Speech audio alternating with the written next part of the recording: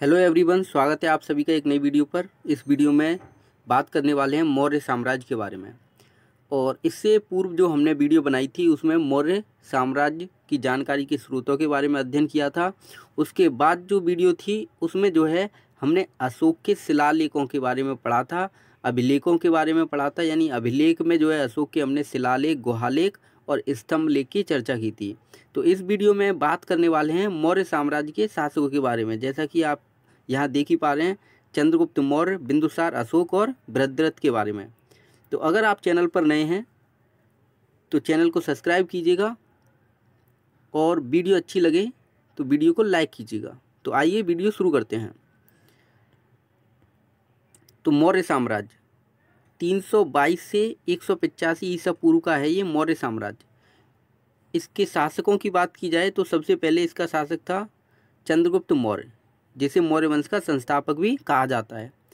चंद्रगुप्त मौर्य के बाद बिंदुसार बना शासक, बिंदुसार के बाद अशोक, और अशोक के बाद जो है अंतिम रूप से या मौर्य वंश का जो अंतिम शासक बोला जाए तो बृहद्रथ था, जो है मौर्य वंश का अंतिम शासक। इसके बाद बात करेंगे मौर्यों की उत्पत्ति को लेकर। तो मौर्यों की उत्पत्ति कैसे हुई, मौर्य कहाँ से आए, तो ये जो है एक विवाद का विषय है मौर्यों की उत्पत्ति। लेकिन मौर्यों की उत्पत्ति को लेकर तीन मत जो है प्रचलित हैं। तो स्पूनर नाम का एक व्यक्ति जो है बताता है कि मौर्य कौन है, मौर्य पारसिक हैं। ब्राह्मण साहित्य क्या बोलते हैं कि मौर्य कौन है, तो मौर्य जो है शूद्र लोग थे, ऐसा ब्राह्मण साहित्यों में कहा गया है। जबकि बौद्ध और जैन धर्म क्या बताते हैं कि मौर्य जो है क्षत्रिय थे। नोट पॉइंट यहाँ पे ये याद रखना है कि विशाखादत्त की मुद्रा राक्षस पुस्तक जो है उसमें मौर्यों को वृषल बताया गया है, और जिसका अर्थ होता है निम्न कुल। अब मौर्यों की उत्पत्ति के बाद चर्चा करने वाले हैं चंद्रगुप्त मौर्य, जो कि मौर्य साम्राज्य का संस्थापक या मौर्य साम्राज्य का जो है पहला शासक था। तो ये जो है 2322 ईसा पूर्व से 298 ईसा पूर्व तक रहा। यह मौर्य वंश का संस्थापक था। इसने अपने प्रधानमंत्री चाणक्य की सहायता से नंद वंश के अंतिम शासक घनानंद की हत्या कर मौर्य साम्राज्य की स्थापना की। और इस बात की जानकारी हमें कहाँ से मिलती है, तो विशाखादत्त की मुद्रा राक्षस पुस्तक से इस बात की जानकारी मिलती है। तो चंद्रगुप्त मौर्य नंद वंश के शासक जो है घनानंद की हत्या करके जो है मौर्य वंश का संस्थापक बनाता, और उसकी सहायता किसने की थी इसमें, तो उसके प्रधानमंत्री चाणक्य, जिसके अन्य नाम विष्णुगुप्त तथा कौटिल्य भी हैं। विष्णुगुप्त तथा कौटिल्य भी हैं। यूनानी लेखक जस्टिन ने चंद्रगुप्त मौर्य को सेंट्रोकोट्टस और प्लूटार्क ने एंट्रोकोट्टस कहा है। तो यहाँ पे चंद्रगुप्त मौर्य के लिए सेंट्रोकोट्टस और एंट्रोकोट्टस शब्द का प्रयोग किया गया है। और यूनानी लेखक, दोनों ही यूनानी लेखक हैं, यूनान के लेखक हैं। और पहला है जस्टिन। जस्टिन क्या बोलता है चंद्रगुप्त मौर्य को सेंट्रोकोट्टस, और प्लूटार्क क्या बोलता है एंट्रोकोट्टस, जो है यहाँ पे यूज़ करता है चंद्रगुप्त मौर्य के लिए। और इस बात की जानकारी कौन देता है, तो 1793 में विलियम जोन्स नामक एक व्यक्ति है जो इस बात की जानकारी देता है कि ये सेंट्रोकोट्टस और एंट्रोकोट्टस शब्द का प्रयोग चंद्रगुप्त मौर्य के लिए किया गया है। चंद्रगुप्त मौर्य के प्रधानमंत्री की बात की जाए तो चंद्रगुप्त मौर्य का प्रधानमंत्री था चाणक्य, जिसे विष्णुगुप्त या कौटिल्य के नाम से भी जाना जाता है। अब बात करें चंद्रगुप्त मौर्य का धर्म, तो क्या था चंद्रगुप्त मौर्य का धर्म, किस धर्म का था चंद्रगुप्त मौर्य, तो चंद्रगुप्त मौर्य जैन धर्म का समर्थक था। वह दिगंबर जैन का अनुयायी था, क्योंकि जैन में जो है दो होते हैं, एक दिगंबर और श्वेतांबर। तो दिगंबर जैन अनुयायी था चंद्रगुप्त मौर्य। उसने जैन भिक्षु भद्रबाहु से जैन धर्म की दीक्षा ली और अपने शासन को अपने पुत्र बिंदुसार को सौंप दिया। यानी जब चंद्रगुप्त मौर्य ने जैन धर्म स्वीकार कर लिया तो उसके बाद उसने अपने शासन का त्याग कर दिया और अपने पुत्र को राजगद्दी दे दी। और क्या था चंद्रगुप्त मौर्य के पुत्र का नाम, बिंदुसार, यानी उसने बिंदुसार को गद्दी पर बिठा दिया। प्रथम जैन संगति की बात की जाए तो पाटलिपुत्र में हुई थी, और इसमें जो है चंद्रगुप्त मौर्य के शासनकाल में जो है पहली जैन संगति हुई थी पाटलिपुत्र में। अध्यक्षता की बात की जाए तो प्रथम जैन संगति की अध्यक्षता की थी स्थूलभद्र ने। तो क्वेश्चन पूछा जाता है प्रथम जैन संगति कहाँ पे हुई, तो पाटलिपुत्र यानी पटना जो बिहार की राजधानी है वर्तमान में, वहाँ पे हुई थी। और किस शासक के समय हुई थी, चंद्रगुप्त मौर्य के समय में। अध्यक्ष कौन था, तो स्थूलभद्र था इसका अध्यक्ष। अब जो पहली जैन संगति हुई थी उस पहली जैन संगति में जो है जैन धर्म दो भागों में बट गया था। पहला था श्वेतांबर और दूसरा दिगंबर। तो जैन धर्म श्वेतांबर और दिगंबर दो भागों में बट गया। श्वेतांबर जो श्वेत वस्त्र धारण करते हैं, दिगंबर जो नग्न रहते हैं। चंद्रगुप्त मौर्य ने अपने जीवन के अंतिम समय में कर्नाटक के श्रवणबेलगोला, और ये कहाँ पड़ता है, तो कर्नाटक के हासन जिला में ये पड़ता है, में स्थित चंद्रगिरी पर्वत पर सल्लेखना या संथारा की पद्धति द्वारा अपने प्राणों का त्याग कर दिया। अब जैन धर्म में सल्लेखना या संथारा का बहुत ही ज़्यादा महत्वपूर्ण है, और इसमें क्या होता है कि जो है निर्वाण की प्राप्ति के लिए अंतिम समय में जो है भोजन जल इसका त्याग कर दिया जाता है, और अपने शरीर के जो है रोह वगैरह जो होते हैं, रोहे नाखून वगैरह, इनको जो है बहुत ही पीड़ा से निकाला जाता है। तो ये जो है सल्लेखना या संथारा की पद्धति है जैन धर्म में। तो इस पद्धति के द्वारा चंद्रगुप्त मौर्य ने अपने प्राणों का त्याग किया था, और कहाँ पे, श्रवणबेलगोला, और ये कर्नाटक के हासन जिले में पड़ता है। पर्वत पूछा जाए तो पर्वत था चंद्रगिरी पर्वत।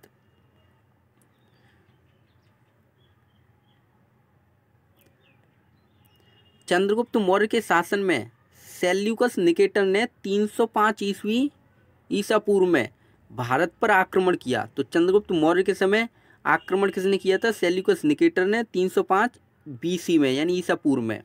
अंत में दोनों में क्या हुआ, चंद्रगुप्त मौर्य और सेल्यूकस निकेटर में संधि हो गई, यानी ट्रीटी हो गई। और संधि का क्या परिणाम हुआ, जैसे दो लोगों के बीच लड़ाई झगड़ा हो जाता है तो बाद में क्या होता है कि कोई संधि या समझौता हो जाता है, तो उसी प्रकार यहाँ पे चंद्रगुप्त मौर्य और सेल्यूकस निकेटर के बीच संधि हुई। और क्या है संधि का परिणाम, तो संधि की बात की जाए तो संधि के कुछ महत्वपूर्ण पॉइंट क्या क्या हुआ था इस संधि में। तो पहला, सेल्यूकस ने एरियाना यानी हिरात, अराकोसिया यानी कंधार, जेंड्रोसिया यानी बलूचिस्तान, पेरोपेमीदाई यानी काबुल जैसे 4 प्रांत किसको दे दिए, चंद्रगुप्त मौर्य को दे दिए। तो एक तरीके से ये कहाँ के, अफ़गानिस्तान के हैं, पाकिस्तान का है ये, और ये अफ़गानिस्तान का है। तो ये कुछ जगह थी चंद्रगुप्त को जो है किसने दी, ये सेल्यूकस ने दे दी थी। इसके बाद दूसरी अगर पॉइंट यहाँ पे देखा जाए तो दूसरे पॉइंट में क्या है कि मेगास्थनीज नामक एक दूत चंद्रगुप्त मौर्य के दरबार में जो है आया, और किसने भेजा था उसको, तो सेल्यूकस निकेटर ने भेजा था। और मेगास्थनी ने एक पुस्तक लिखी थी इंडिका, जिसमें जो है चंद्रगुप्त मौर्य की जो है शासन व्यवस्था कैसी थी उसके बारे में जो है ये जानकारी देता है, और अपनी पुस्तक में जो है इसने लिखा है इंडिका में। तीसरे बिंदु की बात की जाए तो अपनी पुत्री, तो सेल्यूकस ने जो है अपनी पुत्री हेलेना, जिसका दूसरा नाम कहीं कहीं क्या देखने मिलता है, कार्नेलिया, तो इसकी शादी कर दी थी चंद्रगुप्त मौर्य से। तो सेल्यूकस ने अपनी पुत्री हेलेना की शादी किससे कर दी, चंद्रगुप्त मौर्य से। और ये जो है भारत का प्रथम अंतर्राष्ट्रीय विवाह था, यानी एक देश का किसी दूसरे देश में जो है शादी हो रही है तो उसको बोलेंगे अंतर्राष्ट्रीय। तो ये भारत का प्रथम अंतर्राष्ट्रीय विवाह था। चौथा पॉइंट यहाँ पे देखें तो चंद्रगुप्त मौर्य ने 500 हाथी सेल्यूकस को दिए। तो यहाँ पे तो उल्टा कुछ देखने मिल रहा है, जैसे लड़के को दहेज दिया जाता है, लेकिन यहाँ पे चंद्रगुप्त मौर्य क्या कर रहा है, 500 हाथी खुद दे रहा है, किसको, सेल्यूकस को दे रहा है। तो ये संधि का परिणाम निकला। अब बात करते हैं एक महत्वपूर्ण शासक बिंदुसार के बारे में, जो 298 से 272 ईसा पूर्व तक रहा। यह कौन था, तो यह चंद्रगुप्त मौर्य का पुत्र था। इसे अमित्रघात या अलिट्रोचेड्स यानी शत्रुओं का नाश करने वाला भी कहा जाता है। तो पेपर में पूछा जाता है कि अमित्रघात के नाम से किस शासक को जाना जाता है, तो याद रखना है आपको बिंदुसार के जो है बिंदुसार को अमित्रघात के नाम से जाना जाता है।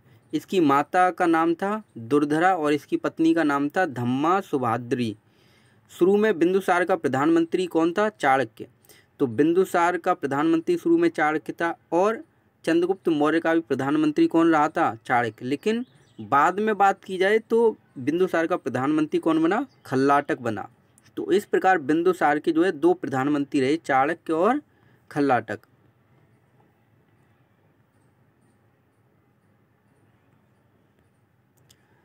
बिंदुसार के शासनकाल में जो है सीरिया का जो एक शासक था उसका नाम था एंटियोकस प्रथम सोटर का दूत बनकर डायमेकस भारत आया। बिंदुसार ने सीरिया के शासक से 3 चीज़ों की मांग की थी। क्या था उसमें? जो है पहला था सूखी अंजीर, दूसरा शराब और तीसरा एक दार्शनिक, क्योंकि उस समय दार्शनिक की बहुत ही ज़्यादा महत्ता थी और सीरिया के दार्शनिक बेहद विद्वान समझे जाते थे। इसमें से केवल जो है बिंदुसार को 2 चीज़ें प्राप्त हुई और क्या थी वो? सूखी अंजीर और शराब, जबकि दार्शनिक जो है उसको देने से मना कर दिया गया। बिंदुसार के शासनकाल में मिस्र के शासक टॉलमी सेकंड फिलाडेल्फस का दूत बनकर डायोनीसियस भी भारत की यात्रा पर आया था। तो हमें ये याद रखना है कि बिंदुसार के जो है सीरिया के शासक और मिस्र के शासक से अच्छे संबंध थे। बिंदुसार जो है आजीवक संप्रदाय का अनुयायी था। तो जिस प्रकार चंद्रगुप्त मौर्य जो है जैन धर्म का अनुयायी था, अशोक ने जो है शैव धर्म को त्याग कर बौद्ध धर्म धारण कर लिया था, उसी प्रकार बिंदुसार जो है आजीवक संप्रदाय का अनुयायी था। और इसका जो है परामर्शदाता कौन था? तो पिंगल वत्साजीव इसका जो है परामर्शदाता था।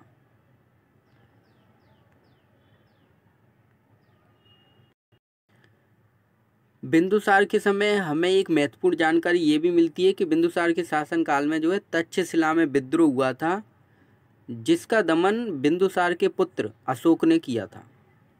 तो पेपर में पूछा जाएगा कि बिंदुसार के समय तक्षशिला में विद्रोह हुआ, उसका दमन किसने किया? तो ऑप्शन में देगा चंद्रगुप्त, बिंदुसार, अशोक, भद्रथ या और भी कुछ दे सकता है। तो इस प्रकार जो है प्रश्न बन सकता है।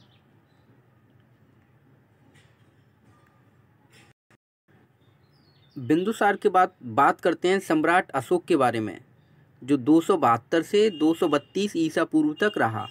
तो यह कौन था अशोक? तो यह बिंदुसार का पुत्र था, जिसने साम्राज्य विस्तार के कारण या जिसे साम्राज्य विस्तार के कारण एक महान शासक भी कहा जाता है।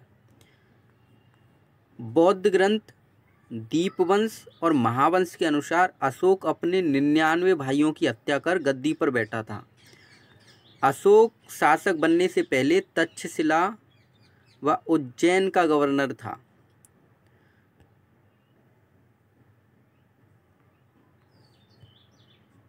अशोक की माता सुभाद्री थी, जो चंपा राजवंश की एक ब्राह्मण कन्या थी। अशोक की उपाधियों की बात की जाए, टाइटल अशोक के क्या थे? तो देवा नाम प्रिय अशोक राजस, ये जो है अशोक की उपाधि थी। कहाँ से मिली है ये? तो मास की शिलालेख से इस बात की जानकारी मिली है। दूसरी उपाधि की बात की जाए, देवा नाम प्रियदर्शी अशोक राजस, ये गुर्जर शिलालेख से मिली है। तीसरी उपाधि प्रियदर्शी राजा मागधे, ये भाब्रू शिलालेख से मिली है।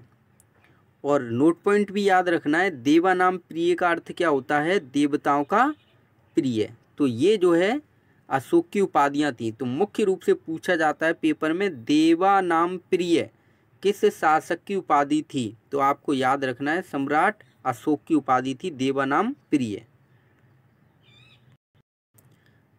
अब बात करें सम्राट अशोक की पत्नी और उनकी संतानों के बारे में। तो यहाँ पे मुख्य रूप से जो है उसकी पत्नी जो है, 4 पत्नियों के बारे में चर्चा करेंगे। असंमित्रा, और इसकी संतान की बात की जाए तो निसंतान थी, यानी इसकी कोई संतान नहीं थी। दूसरी पत्नी कारुबाकी, और इसकी जो संतान थी उसका नाम था तीवर। तीसरी पत्नी का नाम था पद्मावती और उसकी संतान का नाम था कुणाल।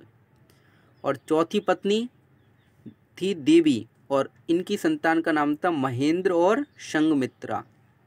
जबकि अशोक की दो अन्य संतानें हैं जालौक और चारुमती। इनके बारे में जो है अधिक विवरण नहीं मिलता, लेकिन ये पता चलता है कि ये अशोक की संतानें थीं। अब बात करें कलिंग युद्ध के बारे में, तो पेपर में बार बार पूछे जाने वाले प्रश्न जो है मौर्य एम्पायर से यहाँ से बनते हैं कलिंग युद्ध से। तो कलिंग युद्ध कब हुआ था? 261 ईसा पूर्व में हुआ था, ये आपको याद रखना है। और इसके क्या प्रभाव, क्या इम्पैक्ट पड़े थे, वो भी हमें समझने हैं। तो इस युद्ध की जानकारी अशोक के 13वें बृहद शिलालेख से मिलती है। नंबर याद रखना है, 13वें बृहद शिलालेख में मिलती है, जिसके अनुसार युद्ध में घायल और मृत लोगों को देखकर अशोक का हृदय परिवर्तन हो गया और उसने भेरी घोष का मतलब है युद्ध नीति को त्याग कर धम्म नीति का मतलब है अहिंसा की नीति अपनाई। यानी अब उसने सोच लिया, युद्ध में इतने लोगों को मरा हुआ देखकर, घायल देखकर उसका हृदय परिवर्तित हो गया और उसने अब जो है सोच लिया कि युद्ध वो अब नहीं करेगा। अब वो किसकी नीति अपनाएगा? अहिंसा, यानी लड़ाई झगड़े को एकदम छोड़ देगा। तो भेरी घोष की नीति को छोड़कर उसने धम्म नीति को अपना लिया।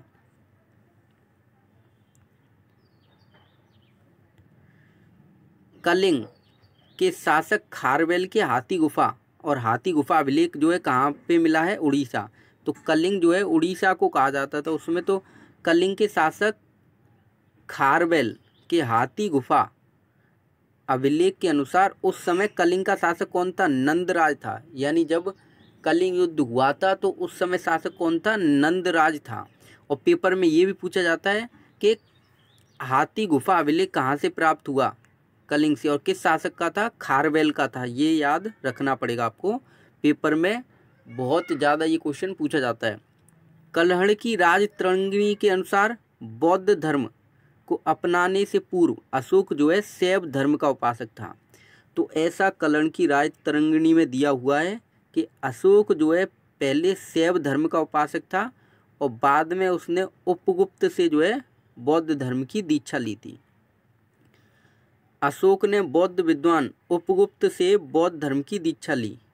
कलिंग युद्ध के लगभग 18 महीने यानी लगभग 1.5 साल बाद अशोक ने बौद्ध धर्म को अपनाया था।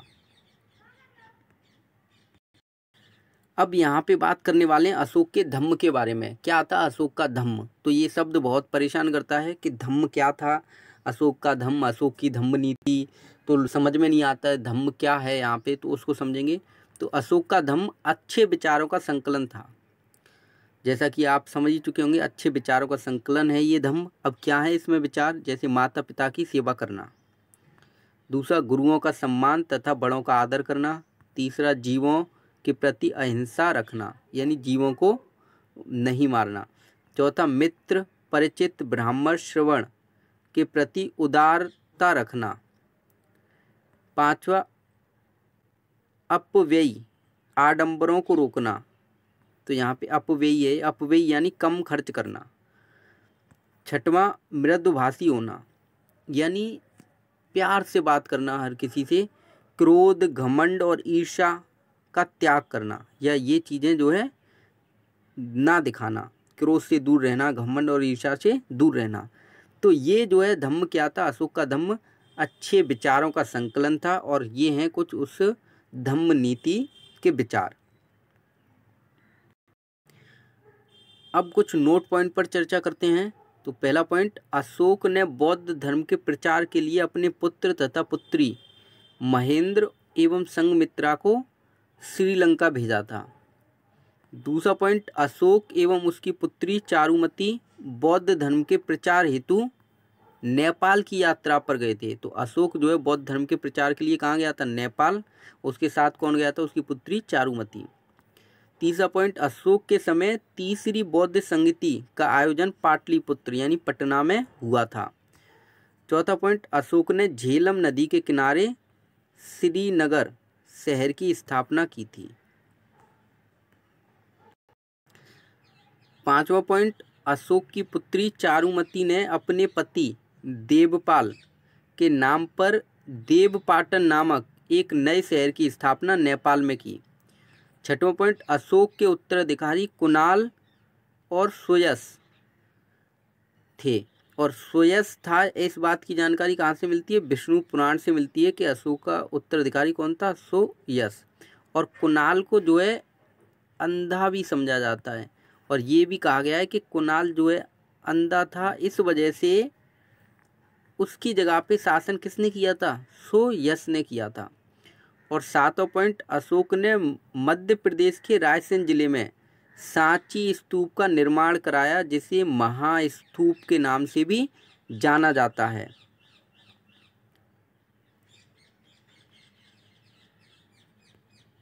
बात करते हैं बृहद्रथ के बारे में, तो यह मौर्य वंश का अंतिम शासक था, जिसकी हत्या 150 ईसा पूर्व में एक ब्राह्मण मौर्य सेनापति पुष्यमित्र शुंग ने कर दी। यानी मौर्य का ही जो है सेनापति था ये पुष्यमित्र शुंग, और ये कौन था? जाति से ब्राह्मण था। तो इसने जो है बृहद्रथ की हत्या कर दी 150 ईसा पूर्व में, और एक नए वंश की स्थापना की। कौन सा था वो? शुंग वंश। तो शुंग वंश की स्थापना की। तो इसके आगे जो वीडियो होगा उसमें जो है हम बात करेंगे मौर्य साम्राज्य के धार्मिक, राजनीतिक, सामाजिक और आर्थिक जीवन के बारे में, और इसी के साथ साथ हम मौर्य साम्राज्य के प्रशासन के बारे में भी चर्चा करेंगे कि मौर्य साम्राज्य का प्रशासन कैसा यहाँ पे देखने मिलता है, और प्रशासन में अधिकारियों को क्या कहा गया है। जैसे राजस्व वसूलने वाले अधिकारी को क्या कहा गया है, बाजार पर नियंत्रण रखने वाले अधिकारी को क्या कहा गया है। तो यहाँ पे जो है नेक्स्ट वीडियो में हम इसी के बारे में पढ़ने वाले हैं। तो अगर आपको वीडियो अच्छा लगा हो तो चैनल को सब्सक्राइब कीजिएगा और वीडियो को लाइक कीजिएगा। Thank you for watching this.